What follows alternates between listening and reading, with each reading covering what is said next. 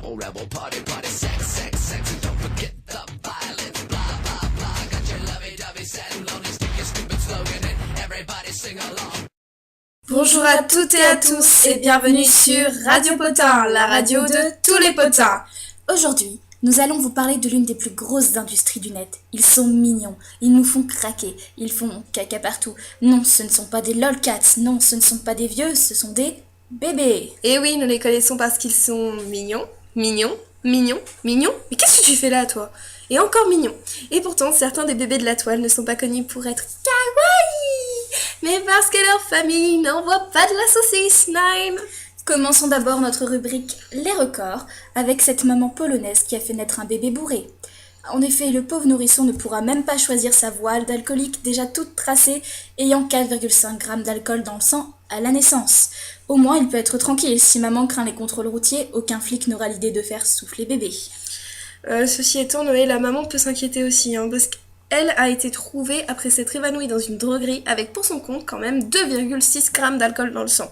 On peut donc penser que maman est peut-être juste blonde ou alors c'est qu'elle voulait refaire des provisions, la coquine. Coquine, répète ce mot.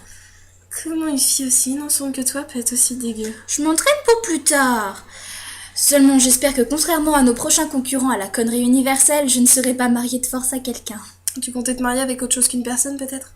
Je te jure que si quelqu'un essaie de me marier de force à un chameau, ça le fera pas du tout. Pourtant, vous avez la même tête et la même intelligence, non ?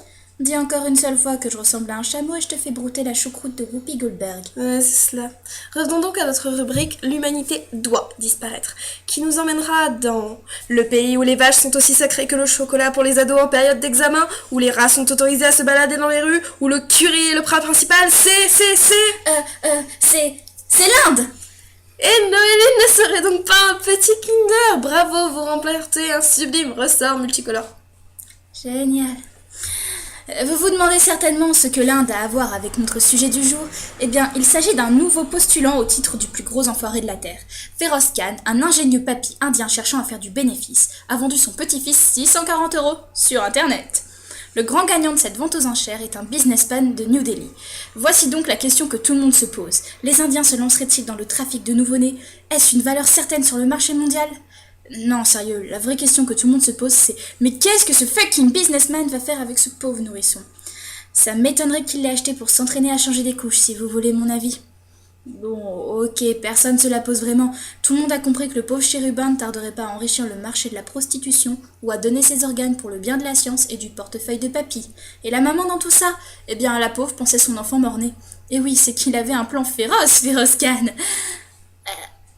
Enfin bref, dommage pour lui que sa fille soit moins conne que prévu.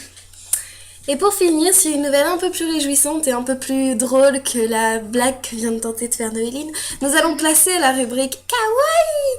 Et oui, la Grande-Bretagne, comme vous devez sans doute le savoir, accueille enfin son Half-Blood Prince, qui porte le nom d'un Weasley. Ironique, non. À présent, le célèbre professeur Rogue n'est plus le seul prince de s'en mêler, et doit donc partager son titre avec le bébé royal. Merci à tous d'avoir écouté notre émission de la semaine, et à la prochaine.